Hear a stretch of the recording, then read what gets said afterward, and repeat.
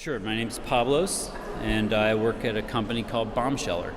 So I've been working on trying to invent new ways of manufacturing. And a lot of that has to do with making programmable factories. So a factory that wouldn't necessarily have to make thousands of the same thing, but could make something different each time that was customized just for the person who it was going for. And so an example of that is 3D printers. 3D printers are great because they're programmable and they can just go make one of something. But the problem is they can't make anything that you want right now.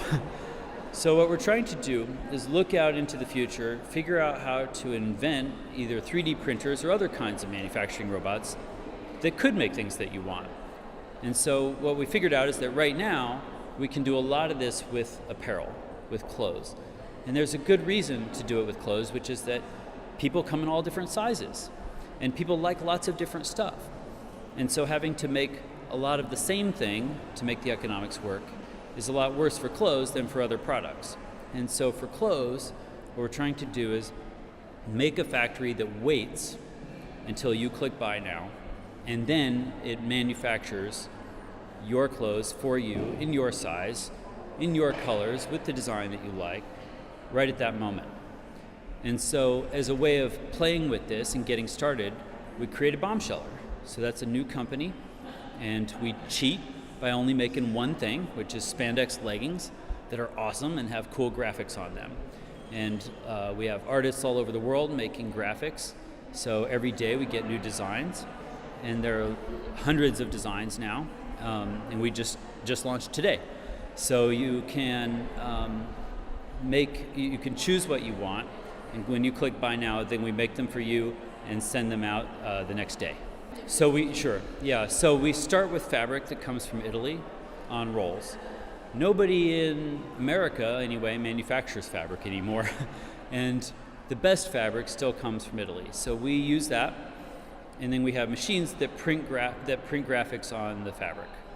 And they don't just print rolls of fabric with a pattern, they actually print the pieces that you need for your design. So we don't have to do just repeating patterns, we can make any kind of graphics. Yes, and then we don't have robots that sew yet, so we still have humans sewing, but they get paid really well compared to factory workers that we've read about.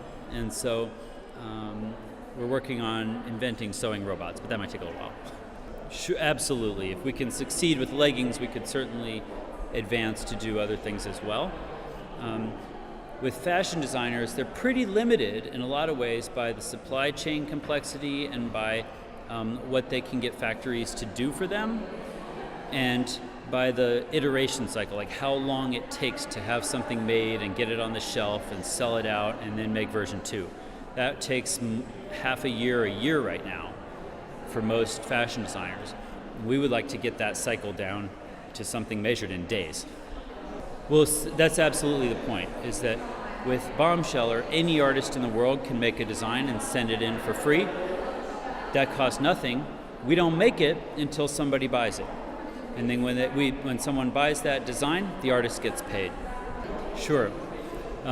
Most of my ideas come from looking around at the world and figuring out all the places that computers haven't gone yet and trying to imagine what would it be like if computers had something to do with making your clothes, for example. But I've worked on other crazy inventions. Up until recently, I was working on adapting 3D printers for printing food, which again is something that sounds a little crazy, but it starts to make sense if you think about it, because a 3D printer could print a meal that's customized for you.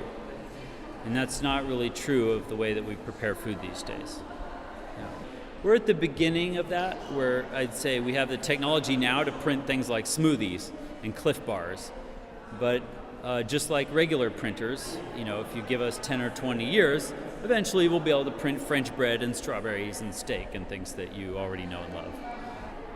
In the next 5 years, the reason I'm excited about manufacturing is that I think now is the time when we can start to reimagine the way that we manufacture products. So that's why I'm working on that.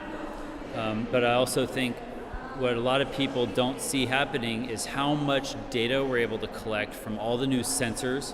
We're making so many new sensors that can measure things. They're on networks that can bring us the data back. We have huge computers to analyze that. And we're going to be able to really know what's going on and make better decisions about every aspect of our lives. And so I think that you can see a lot of the things that are happening right now in especially the high-tech industry building towards that type of future. Well, there's always a risk of abuse, but that's not really my problem. I'm at the very beginning trying to invent technologies, and it's going to take us a long time to figure out how to apply them appropriately. And sometimes we go a little too far, and we have to pull back, and sometimes we have to figure out what problems have been created by new technologies, and we need to create ways of working around that. But we have so many people now on one planet with no additional planets that what we've done historically isn't going to work anymore. We have got to invent a way to make it possible for all these people to live and to thrive. And that requires new inventions and new technologies. And so that's why I'm excited about working on it, because all those people are good for making a whole lot of problems.